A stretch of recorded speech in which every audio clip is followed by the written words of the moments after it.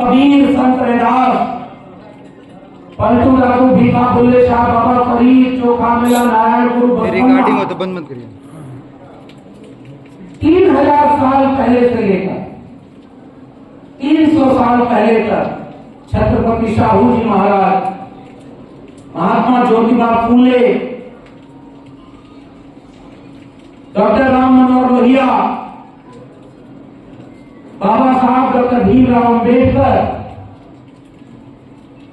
और आज तक जब याद करें तो बीपी मंडल तक वो पूरी विरासत 3000 साल की है, जिनको सबसे पहले मैं मन से याद करना चाहता हूं, क्योंकि वो नहीं रहे होते तो हम लोग आज यहां के स्वरूप में कभी खड़े नहीं हो पाते। एक विचारधारा की लड़ाई लड़ करके यहां तक पहुंचे हम लोग। उनमें से भी 2000-3000 साल लिखित इतिहास, उस वाले इतिहास में नहीं जा रहा हूं जिसमें कई लाख साल की बात होगी, उस वाले इतिहास में जहां ज्ञात है इतिहास, दुनिया में इंसान रहे होंगे, गरीब अमीर रहे होंगे, लेकिन जितना बंटवारा इस देश में था उतना बुरा बंटवारा दुनिया के किसी देश में नहीं। और वो क्या बंटवारा था? दुनिया में इंसान एक तरह से पैदा होते थे। हमारे यहां तो किताब में लिखा है कि कोई मुख से पैदा हो गया, कोई भुजाओं से हो गया, बताइए कभी संभव है क्या?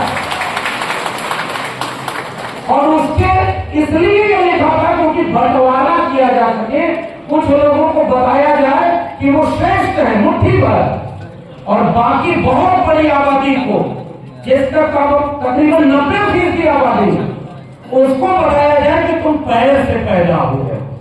ऐसे ही नहीं लिखा है, वो बहुत सोच समझ के लिखा, ताकि पैर से पैदा होने वाले छोटे बने रहें, नीचे रहें, कमजोर रहें, गरीब रहें, सेवा करते रहें और मेवा कोई और खाता रहे। ऐसे बंटवारे में इस देश का इतिहास है। अब आप साहब बीपी मंडल साहब को याद कर रहे हैं तो उस विचारधारा से जुड़ करके सोच करके देखिए कि उस 3000 साल में इसके खिलाफ लड़ाई लड़ी गई कि इंसान को कम से कम इंसान के बराबर का दर्जा दो। तुमने तो जिनको भगवान बनाया उनके सामने भी तुमने मंदिर में जाने से रोकते थे जाति देख करके, क्योंकि भगवान के सामने भी अगर जाति हो गई तो बताओ भगवान के सामने भी इंसान और इंसान बढ़ गया।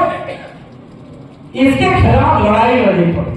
और गौर से सुनिएगा एनसीएल के लोगों, इतिहास जानिएगा फिर वर्तमान पर बात करेंगे, क्योंकि पिछली बार में जब आया तो कोई आयोजन नहीं था। हमारे परिवार के, हमारे ननिहाल के मामा लोग यहाँ रहते थे और तमाम लोग वहां मिले। अचानक हम घूमने आए और इन लोगों ने बहुत भव्य तब स्वागत किया। उस समय भी कहा कि आपको वैचारिक कार्यक्रम में बुलाएंगे, आज आए हैं तो विचारधारा की बात होनी चाहिए।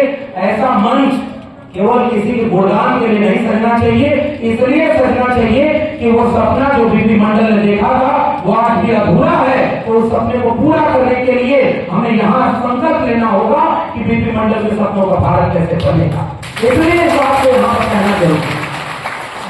आप कल्पना करके देखिए साहब, जिस देश में इंसान को जाति देखकर पानी पीने से मना किया गया, हम भी तो आजमगढ़ में पैदा हुए, किसान परिवार में पैदा हुए, खेत खलिहान से हमारा गहरा रिश्ता, और वहां तो पता ही नहीं था साहब, बचपन में सब फेरा करते थे साथ में। और इलाहाबाद यूनिवर्सिटी पहुंचे हमारे साथी बड़े भाई मनोज भाई यहाँ हैं, और कई बार तो देखता हूँ कि समाजवादियों को जिस तेवर की जरूरत है, जो तेवर देश के लिए बहुत जरूरी है, उस तेवर में बात करने वाले मनोज भाई टीवी पर बैठकर अपना इतिहास कर रहे हैं। तो तमाम लोग संघर्ष करते हैं वो मंच में, सब लोग वरिष्ठ, सब लोग सम्मानित है। बताएं सब लोग कि क्या ये सच नहीं है? मैं भी सोचता था कि इलाहाबाद यूनिवर्सिटी में जब टॉप किया और वहां पहुंचा तो यूनिवर्सिटी का प्रोफेसर हमसे बोला कि अहिरों के बच्चे गाय भैंस चराना छोड़ के जब यूनिवर्सिटी टॉप करेंगे तो हमारे बच्चे कहां जाएंगे? आप सब सोचिए, आप कल्पना करिए, मतलब तुम्हारी यूनिवर्सिटी में जाति देख करके चल रहे। और मैंने तो अपनी किताब लिखी है, नौकरी से निकाले जाने के बाद मनोज भाई जिक्र कर रहे, किस बात का नया भारत बनना था? कि जातिवाद खत्म होगा और सब बराबर होंगे, और तुम आज भी उसी तरह सोचते हो। इसलिए हमने किताब लेकर जवाब दिया प्रोफेसर की डायरी। हमने कहा कि नौकरी मिली, हमारे घर वाले, हमारे बड़े पिताजी वो लोग पढ़ाई की कीमत जाने, तो साहब हम लोग तो उन घरों में रह करके पढ़ाई की है, और हम तमाम लोग जानते हैं। इलाहाबाद यूनिवर्सिटी में एडमिशन हो गया, पढ़ने गए, और कभी छुट्टी में जब घर लौटते थे तो कहते थे कि ये घर टपकता है बारिश में, उसको ठीक करवा लो। पता है आप सब लोग पूर्वांचल और आसपास के लोग हैं, पहले जब पूरी कमाई जुटाई जाती थी तो दीवार खड़ी होती थी, फिर कुछ दिन के लिए काम बंद हो जाता, फिर पैसा जुटाते थे तो छत लगती थी, फिर पैसा जुटाते थे तो सफैया होते थे, तब जाके घर बना। तो जितने कमरे थे सब ज्वाइंट थे, बारिश में टपकते थे। तो जब मैं कहता था कि ये घर टपकता है तो ठीक करा लो, तो घर वाले कहते थे दो में से एक ही काम होगा, या तो तुमको पढ़ाएंगे या घर बन पाएगा। इस तरह से हम लोगों को पढ़ने का मौका मिलता है। एक रोटी कम खाए लोग, एक कपड़ा कम पहने, तब जाकर के अपने बेटा बेटी को पढ़ाए, शिक्षा दिलाए, तब जाकर के हम लोग यहाँ तक पहुंचे। तब हमने भी हमेशा सोचा कि शिक्षा पाने का अधिकार हमें मिल नहीं पाता अगर हमारे घर वाले ना भेजते। लेकिन जब दिल्ली यूनिवर्सिटी पहुंचे, पढ़े अपना इतिहास, जाने अपने इतिहास को, क्योंकि बहुत बंटवारा है साहब। इस देश के ओबीसी को तो पता ही नहीं था कि बाबा साहब डॉक्टर अम्बेडकर ने उनके लिए किया क्या था। डॉक्टर अम्बेडकर को आजादी के बाद मिटा दिया गया, सोचा गया कि उन पर बात न की जाए। लेकिन बहुत बाद में चल करके इस इतिहास को हम जान पाए कि डॉक्टर अम्बेडकर केवल दलितों के मसीहा नहीं है। इस देश में जो भी कमजोर है, जो भी हाशिए पर है, जो भी बराबरी से वंचित है, उन सबको बराबरी का काम दिलाने वाले बाबा साहब हैं। और तब जाकर के हमने ये कहा कि अगर मैं आजमगढ़ में वही गाय भैंस चलाते रह जाता जैसे कई पीढ़ी के लोग चलाते रहे, अगर इस देश में बाबा साहब डॉक्टर अम्बेडकर का संविधान और मंडल कमीशन लागू न होता तो मैं कभी दो विश्वविद्यालयों में नहीं पढ़ पाता और यूनिवर्सिटी को टॉप करके और अपनी विद्वता से अपनी परिचय को बना पाता। ये सब कामयाब हुआ तो संविधान और मंडल कमीशन से। और इसलिए आज उस इतिहास की बात करना बहुत जरूरी है।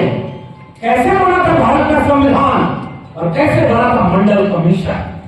बीपी मंडल साहब उस विरासत की कड़ी हैं, और मैं गया हूं उनके आज 2025 का वो तारीख में मैं यहाँ से याद करता हूँ बीपी मंडल को। उनके मोरहो गांव गया हूँ, वहां उनका समाधि स्थल आज भी बना हुआ, उस पर एक बात है लिखा मंडल कमीशन की रिपोर्ट। ये भारत किताब की दुकान लगी, मिले तो पढ़िएगा। और आप सब पढ़े लिखे समझदार लोग यहाँ बैठे। लड़ाई तो देखो साहब हमें लड़नी पड़ेगी, हमारे बदन पर अच्छे कपड़े आए, हमें अधिकार सम्मान मौका मिला पढ़ने लिखने नौकरी करने का, तो भाई संविधान से फायदा लिया तो संविधान पर अगर खतरा है तो बचाएगा कौन? जो बाहर ट्रक चला रहा है, जो रिक्शा चला रहा है, जो दिन भर मजदूरी कर रहा है ताकि शाम को रोटी उसके घर में बने, उसको तो पहुंचा ही नहीं। अभी ज्ञान समझदारी वो पहुंची ही नहीं, और हमें फायदा लिया। और साहब हम संविधान बचाना है तो हम अपनी नौकरी बचाए। मेरे सामने जो विकल्प था, प्रोफेसर था दिल्ली यूनिवर्सिटी 14 साल, अभी हमारे तमाम भाई कह रहे थे, लेकिन उनके सामने क्या था कि भाई झुक जाओ, जो हम बोले वही बोलो। ये अलग से अपनी राय क्यों रखते हो? मेरे लहजे में जी हजूर न था और कोई मेरा कसूर न था। कुछ लोग चाहते हैं कि आप जी हजूरी करके उनके हिसाब से बोलिए, लेकिन हमने तो साहब जी हजूरी सीखी नहीं। बाबा साहब डॉक्टर अम्बेडकर पढ़ने गए, शिक्षा पाने स्कूल गए, और स्कूल में जब पहुंचे तो एक सवाल पूछा था। आप कल्पना करो 1890 1900 के आसपास इस भारत में क्या स्थिति थी। एक मास्टर ने अपने बच्चों से पूछा, बताओ वो कौन सी चीज है जिसे तुम देख तो सकते हो लेकिन छू नहीं सकते। एनसीए और आसपास के विद्वान लोगों इस बात को महसूस करना जिस किस्से को मैं आपके बीच में रखना चाहता हूं। एक बच्चे ने खड़ा होकर कहा कि आसमान, हम आसमान को देख तो सकते हैं लेकिन छू नहीं सकते। दूसरे बच्चे ने कहा सूरज, हम सूरज को देख तो सकते हैं लेकिन छू नहीं सकते। फिर किसी ने कहा कि सपने, हम उसे देख तो सकते हैं लेकिन छू नहीं सकते। फिर एक बच्चा खड़ा हुआ, उसने कहा कि साहब इस क्लासरूम के बाहर रखा वो मटका। मास्टर हैरान, क्या मतलब है? तो बच्चे ने कहा कि साहब वो मटका जिसे मैं देख तो सकता हूं लेकिन पानी पीने के लिए छू नहीं सकता, क्योंकि मेरे छूने को मौका पवित्र है। बाबा साहब अम्बेडकर ने इसे अपनी किताब में लिखा है। मैं बहुत बड़ी कुर्सी पर होकर तो झूठ बोल के चला जाता, लेकिन रेफरेंस के साथ बता रहा हूं ताकि एक भी चीज खोजनी हो तो किताब पढ़ के खोज लेना। किताब का नाम है वेटिंग फॉर वीजा, बाबा साहब अम्बेडकर की जीवनी है। उसमें लिखा है डॉक्टर अम्बेडकर कि जब मुझे प्यास लगती थी तो अगर मैं मास्टर को बताऊं तो मास्टर कहता था पहले कि चपरासी जाएगा वो पानी पिलाएगा तब आप पानी पीना। जिस दिन चपरासी नहीं होता था उस दिन मैं पानी नहीं पीता था, प्यासा रहता था। मैं सोचता था कि जिस बड़े से सारे बच्चे पानी पी सकते हैं उसे मैं क्यों नहीं पी सकता। तब मुझे पता चला, माँ से पूछा कि माँ इस तरह का बंटवारा क्यों है। माँ ने कहा क्योंकि किसी किताब में लिखा है कि हम लोगों को पढ़ने का अधिकार नहीं, पानी पीने का अधिकार नहीं, सड़क पर चलने का अधिकार नहीं। उन्होंने कहा क्यों? तो माँ ने कहा कि शायद हमारी जाति ऐसी है कि हमें अछूत बनाया गया। तो बाबा साहब उस पर फिल्म नहीं बनी है, देखिएगा। उन्होंने कहा कि उस किताब में तो गलत लिखा होगा, जब मुझे मौका मिलेगा तो मैं ऐसी किताब लिखूंगा जिसमें इंसान को इंसान के बराबर समझा जाए और सब कुछ छू करके वो बराबर का उस किताब का नाम है भारत का संविधान। संविधान लेकर के बाबा साहब ने सबको बराबरी का रखा। पूर्वांचल के लोगों, क्या आज और मैं 20 साल 30 साल 40 साल पीछे जाऊं, कई जगह तो गांव में आज भी है, याद करना गांव में खटिया होती थी, खटिया पर बैठने का अधिकार सबको नहीं। खटिया बनाने वाला भी खटिया पर नहीं बैठेगा, रास्ता बनाने वाला रास्ता पर चलेगा नहीं। एक वीडियो मैंने 15 अगस्त इस साल 15 अगस्त के दिन अपने YouTube चैनल पर डाली, और साहब क्या वीडियो थी आप देखिएगा मनोज भाई। वहां एक वीडियो एविडेंस के रूप में है, साइकिल से जा रहे हैं कुछ लोग और कुछ लोगों का घर मोहल्ला सामने आया तो साइकिल से उतरे, चप्पल हाथ में लिया और पैदल गए। जब वो मोहल्ला पार हो गया तब ऊपर जाकर के उधर फिर चाहे चप्पल पहन करके साइकिल पर बैठ करके जाते थे। जरा हाथ लगा के बताना कि इस पूर्वांचल इलाके में ऐसा एक भी गाँव नहीं है क्या जहाँ ऐसा नहीं होता था। हर गाँव की कहानी ये थी। और मैं तो पूरा भारत घुमा हूँ, निकाल के तुम कुछ अच्छा काम भी करना और आप भोजपुरी समझ जाएंगे ना, अपने तरीके से हो रहे वो सब सोच रहे हैं कि डराई जाएगी, कमजोर हो जाएगी, नौकरी से निकाल देंगे। तो हमने अपनी किताब में लिखा है कि जुल्म के साये में लब खोलेगा कौन, और हम भी चुप रहे तो फिर बोलेगा। हमने तो बोलना पड़ेगा ना। कौन था वो जो चप्पल पहनने और चारपाई पर बैठने से रोकता था? क्यों रोकता था? इस खेत खलिहान में अनाज बोया हमने, हमारे पुरखों ने अनाज पैदा किया, हमारे पुरखों ने बढ़ई, लोहार, कुम्हार, नाई, मोची, निषाद, मल्ला, अहिर, कुर्मी, कोई, ये तमाम वो जातियां थी जिन्होंने हाथ से श्रम करके दुनिया को रहने लायक बनाया। और जब मेहनत करके रहने लायक बना रहे तो जब बंटवारा हो रहा था तो थोड़ा सा मुट्ठी पर लोग कहते हैं कि तुम लोग हमसे नीचे हो, बड़ा जात बदकेउला से या छोट जात लदकेउला से पूरे पूर्वांचल में बोलते थे अहिर, गड़रिया, कुर्मी, चोर, झर सारे पर टंगरी चोर। मैं मऊ में गया था साहब, ऐसे ही वैचारिक कार्यक्रम था। मऊ में गया, एक 92 साल के बुजुर्ग कार्यक्रम खत्म होने के बाद आए और मिल के हाथ कांप रहा था। उन्होंने कहा था कि हम लोग जो लड़ाई लड़ते हुए लाठी खाए, आज मुझे लगता है कि तुम ये बात बोल रहे हो, उस लड़ाई को आगे बढ़ा रहे हो। इस कहावत को गांव गांव पहुंचाना है कि बाकी ओबीसी लोग तो थोड़ा वो समझ जाते हैं कि आहिर, कुर्मी, कोयली, इन्हें संख्या भी ज्यादा है, ताकत ज्यादा है। कई बार ये लोग अपने से कमजोर के ऊपर भी जुल्म करते हैं। तो जरा पूछना उन लोगों से जाकर के कि तुमको गाली देने का काम किसने किया था, किसकी घुटना में बुद्धि होती है, ये कहावत कौन बनाया था? सामने अगर कोई शुभ काम करने जा रहे हैं और सामने तेली पड़ जाए तो झटका भी हो जाता था। कौन हमारे गांव में लड़कियों को, माओ को गांव में जाकर समझाता था? ये कौन लोग थे जो जातियों के नाम पर गाली बनाते थे साहब, गालियां देते थे लोग गांव में जाकर के। और अहिर, गड़रिया, पासी, तीनों सत्यानाशी, क्या क्या कहानियां बनाई आपने। इसलिए मैं उसे इतिहास याद कर रहा हूं जिसे बाबा साहब अम्बेडकर ने समझा था।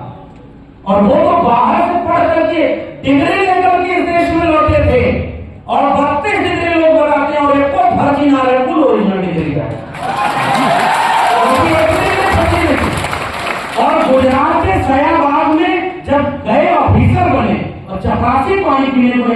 भाई फेंक के जाती।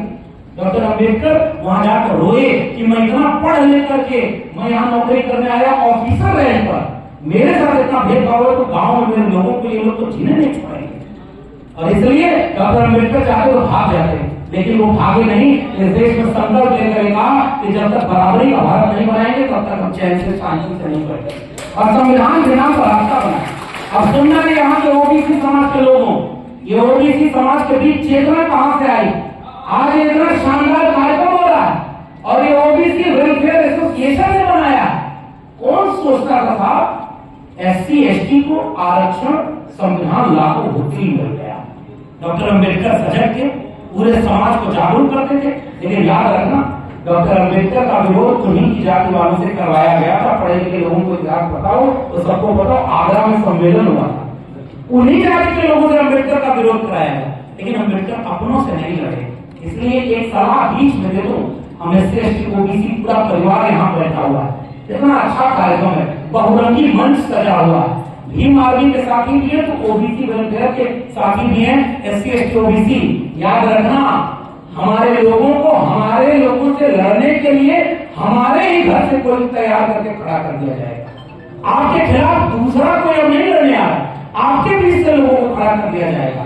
लेकिन गांव से लेकर यहाँ तक याद रखना, जीतने का ये हुनर भी आज मानना चाहिए। जंग अगर भाई से हो तो हार जाना चाहिए। आपकी लड़ाई सब अपनों से है ही नहीं, ये सब तो कमजोर लोग हैं। अब उस इतिहास को याद करिएगा। विंदेश्वरी प्रसाद मंडल, मैं दो नायकों की बात केवल आज के कार्यक्रम में करना चाहता हूं।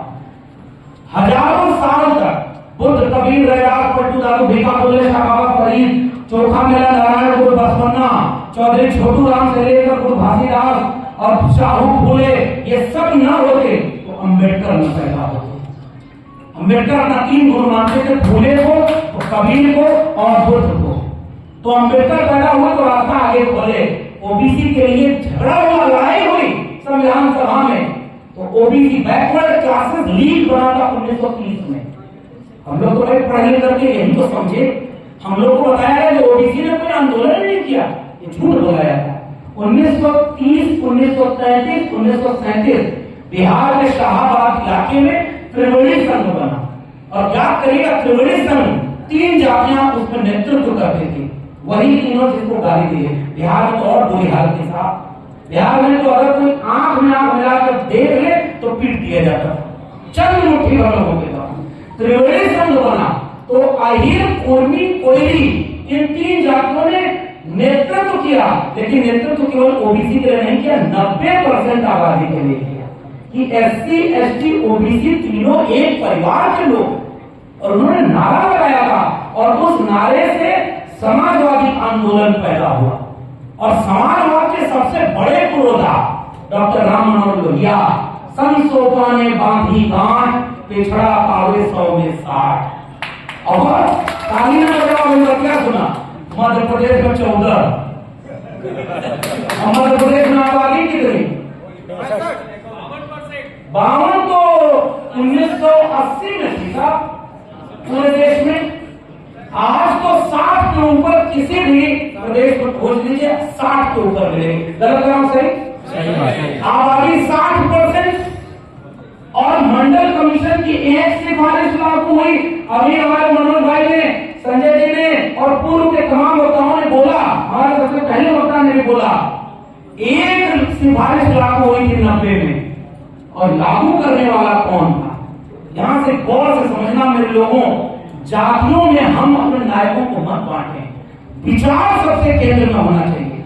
राम मनोहर लोहिया दलित पिछड़े नहीं थे, विचार से हमारे थे। वैसे ही मंडल की पहली सिफारिश लागू करने वाले नेता, इसकी क्रेडिट किसी को गई तो विश्वनाथ प्रताप सिंह को गई, जो दलित पिछड़े नहीं थे लेकिन विचार से समाजवादी थे, और उन्होंने मंडल कमीशन की सिफारिश लागू। जाति के आधार पर नायक मत चुनिए, जमात के आधार पर नायक चुनिए, क्योंकि मंडल आंदोलन की लड़ाई लड़ने वाले कौन थे? एक तरफ शरद यादव, श्रद्धेय नेताजी आदरणीय मुलायम सिंह यादव, आदरणीय लालू प्रसाद यादव, तो दूसरी तरफ माननीय कांशी रामविलास पासवान, नीतीश कुमार, दक्षिण भारत में करुणा तमाम जातियों के नेता मिलकर के लड़ाई लड़ रहे थे कि मंडल कमीशन लागू करो वरना कुर्सी खाली करो। ये लड़ाई 90% लोगों ने मिलकर के लड़ी थी, तब जाकर इसलिए मैं जोड़ने की बात करने आया हूं। तोड़ने की बात करने वाले तो बहुत घूम रहे हैं, तोड़ने के लिए तो हर कदम पर लोग घूम रहे हैं कि ओबीसी को ओबीसी से लगा दो। हमको तो पता चला कि यही दो संगठन है, एक आज जयंती मना रहे, कल मनाएगा। कल वाला फोन करके हमको आज बोलता है ये वाले मत जाइए, यहाँ तो दूसरे शहर के लोग हमारे वाले में आएंगे। हमने उनसे निवेदन किया इस बार इनके आएंगे, अगली बार आपके आएंगे, क्योंकि बात तो हम वही कहेंगे जो बात हमें कहनी है। हर मंच पे जाके फूले, अम्बेडकर, लोहिया और मंडल के सपनों का भारत बनाने की बात करते हैं। आप सोचिए बांटेंगे, और बांटा किसने? और नारा कोई और आजकल लगा रहा है। विद्वेश्वरी प्रसाद मंडल मुरहों में घर था और जमींदार परिवार से थे। उनके पिता, अभी इतिहास पढ़ना, मेरा मन है कि मैं कुछ किताबें और लिखूं। एक तो प्रोफेसर की डायरी लिखी है, एक दो पर काम कर रहा हूं। रास बिहारी मंडल बहुत बड़े स्वतंत्रता सेनानी, बहुत बड़े जमींदार परिवार के, और प्रोफेसर सूरज मंडल हम लोगों के साथ पढ़ाते थे दिल्ली विश्वविद्यालय में। पर जब उनके गांव गया, गांव जाकर उन्होंने दिखाया था कि भारत की आजादी की लड़ाई में हमने कितनी कुर्बानी दी। और बीपी मंडल साहब जिनका जन्म यही बनारस में हुआ था, अगर आप लोगों को पता हो ना, बनारस में हुआ, पिताजी नौकरी और वहां से बनारस, और बनारस से सामंती पूरा जमींदार परिवार, और उसके बाद बिहार के मुख्यमंत्री बने थे। और सुनना ओबीसी समाज के लोगों, मैं अभी इटावा की बात तो कही नहीं रहा कि अगर तुम कथा कहने चले गए तो चोटी काटी जाएगी और बेइज्जत किया जाएगा और क्या क्या कराया जाएगा। अंत में पवित्र करने के लिए कुछ छिड़क गिर गया था, पता नहीं क्या चाहिए। सोचना इस बात को कि क्यों इतना अपमान किस लिए किया गया कि वो यादव थे, उनको अधिकार नहीं है उसकी कथा कहने का, केवल दान करने का अधिकार। किसी ने उनका विरोध किया? जो लोग ये दावा करते हैं कि इसको एक धर्म का राष्ट्र बनाएंगे, कोई बोला वहां पर कि कैसे यहाँ पर मध्य प्रदेश में बोल रहा हूं तो इशारा समझ जाओगे। क्यों चोटी कटवाई और क्यों अपमान किया? इसका इतिहास सुनना। मंडल कमीशन की सिफारिश पर बात करेंगे।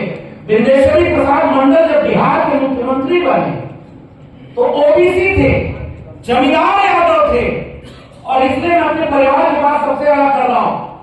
वो जब रिफाइनरी बगल में थी, गंगा से ट्रांसपोर्टेशन होता था, तेल जिससे गंगा में बह गया, आग लग गई गलती से। सदन में बिहार विधानसभा में खड़े होकर एक वही मुट्ठी भर तबके से आने वाला व्यक्ति बोला कि जब शूद्र अगर बिहार का मुख्यमंत्री बनेगा तो गंगा में आग नहीं लगेगी तो और क्या होगा। बीपी मंडल खड़े हुए और खड़े होकर बोले कि देखो ये गंगा में आग तो तेल रिसने से लगी है, लेकिन हमारे यहाँ होने से तुम्हारे सीने में जो आग लगी है उसे हमें और भड़काना है, बराबरी का भारत करना है। बीपी मंडल उस समाजवादी विरासत से निकले थे जो डॉक्टर लोहिया ने, जेपी ने एक समय में पूरे समाजवादी आंदोलन को आगे बढ़ाया। 1930 में बिहार में त्रिवेणी संघ बन रहा था और उत्तर प्रदेश में बैकवर्ड क्लासेस लीग बन रहा था। ओबीसी समाज के लोग तो अपना इतिहास पढ़ते नहीं जानते। इतिहास की बात क्या करें, वर्तमान बचा नहीं पा रहे, तो जो वर्तमान नहीं बचा पाए वो इतिहास की बात क्या करेगा। लेकिन आप बौद्धिक लोग हैं, बहुत सम्मानित लोग इस परिसर में, बहुत मेहनत करके ये आयोजन हो रहा। तो इस आयोजन का मैं फायदा उठाना चाहता हूं कि वो सारे सवाल इस बौद्धिक जगत के बीच रखना चाहता हूं, जिस पर आज कार्यक्रम खत्म हो तो कल से चर्चा शुरू हो कि हम कमजोर क्यों हैं, हमारा हुकूमत क्यों नहीं। आज भी बैनर पे क्यों लिखना पड़ रहा है कि एनसीएल में 14% आरक्षण, इसको 27 कर दो। मांग रहे हैं आप, याचक बने हैं और ऐसा मांग रहे हैं कि आपका कोई आंदोलन ही नहीं। 14% अभी हमारे बहुत सम्मानित चेयरमैन साहब बैठे हुए और अभी हम लोगों से कह रहे थे, मंच पर है, मैं बहुत सम्मान के साथ कह रहा हूं, आपने ये कहा कि हम कोशिश में लगे हैं कि कैसे 14 को 27 दिया जाए। यहाँ पर सर हम आपके साथ खड़े हैं, जितना जल्दी हो मध्य प्रदेश में 27% हमने निवेदन करेंगे आप, क्योंकि आप कल्पना करिए 60% आबादी, आरक्षण मिला 27 और लागू हुआ 14, तो 60% आबादी करके रही है क्योंकि बढ़ी हुई है, साथ जातियों में बढ़ी है। यादव समाज के लोग अलग रहेंगे, मौर्य समाज के लोग अलग रहेंगे, छोटी बाकी कम संख्या की जातियों को अलग कोई आगे भड़का देगा कि तुम्हारे सारी मलाई तो यादव खा गए। यूपी में कुल कहना कि 46 में 56 को एसडीएम याद हो गए। जब 46 में 56 कर रहे हैं तो समझ जाइए किसकी बात कर रहे हैं। आज तक उसका आंकड़ा नहीं है कि कितने, और हमने तो रिसर्च करके उस आंकड़ों को देखा, पूरी सरकार में 56 यादव एसडीएम में 56 पूरा हुए नहीं। आज 12 लोग पूरे अपॉइंट हुए। झूठ आज भी चलता है। सच जब तक अपने घर से निकलता है, झूठ धरती का एक चक्कर लगा देता है। और झूठ पर उन कुछ मुट्ठी भर लोगों की विरासत रखी है। और बीपी मंडल को याद करने वालों, उस झूठ को सच में बदलने का और सच के लिए लड़ने का आज यहाँ पर जरूरत है। और इसलिए मैं आपसे निवेदन करने आया कि त्रिवेणी संघ की विरासत अर्जक संघ में आगे बढ़ी और बैकवर्ड क्लासेस लीग 1940 में उत्तर प्रदेश में बन गया। शिव दयाल सिंह चौरसिया समाज के आने वाले थे। और नारा क्या उन्होंने लगाया था पता है?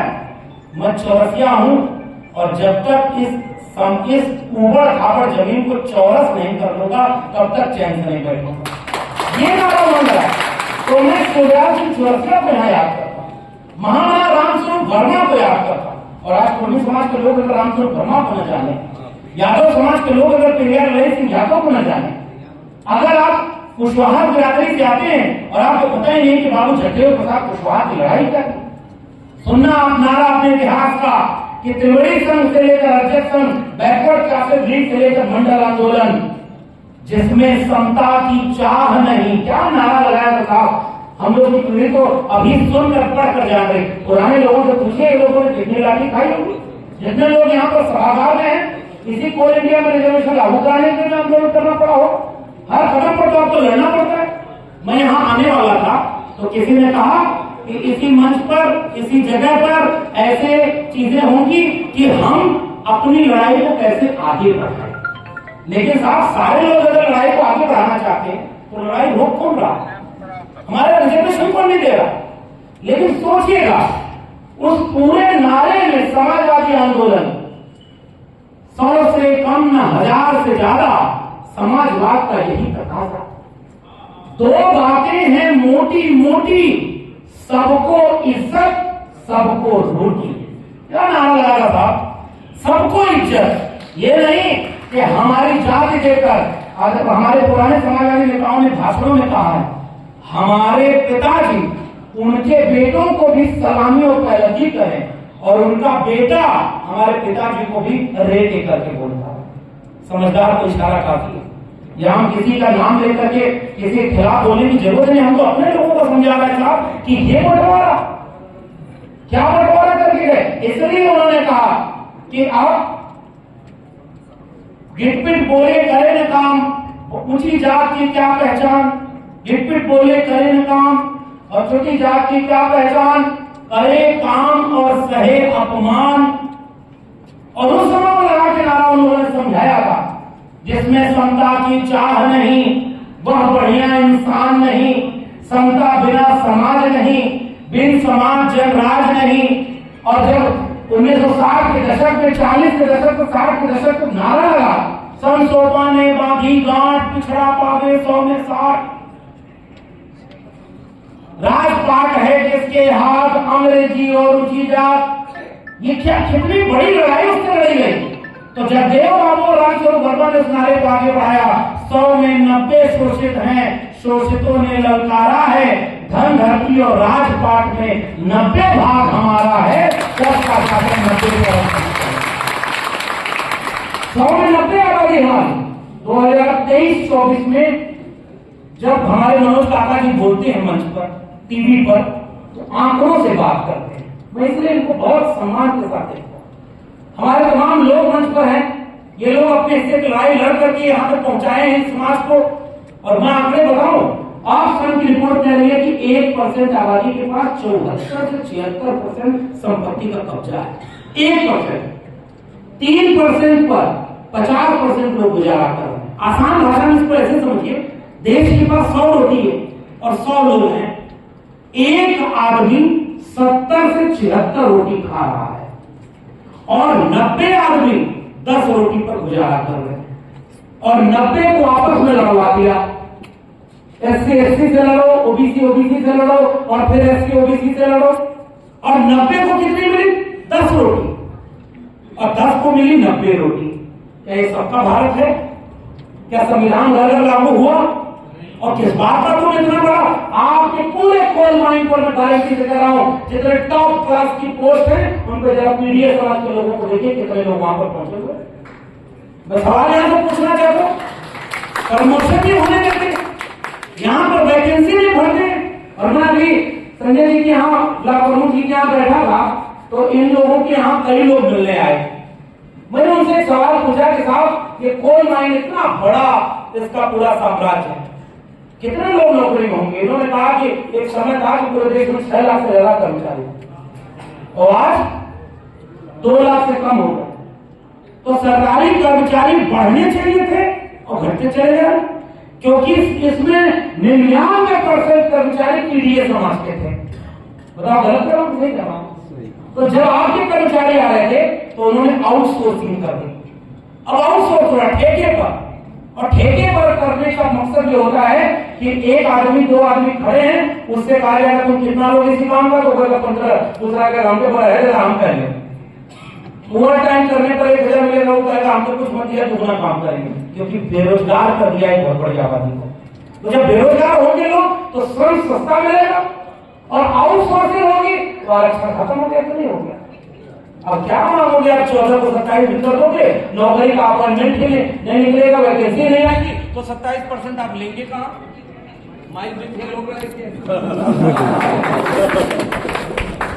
आप कल्पना करिए कि रिजर्वेशन केवल 2 जगह लागू है आज इस देश में, एजुकेशन सरकारी शिक्षा में और सरकारी नौकरी में।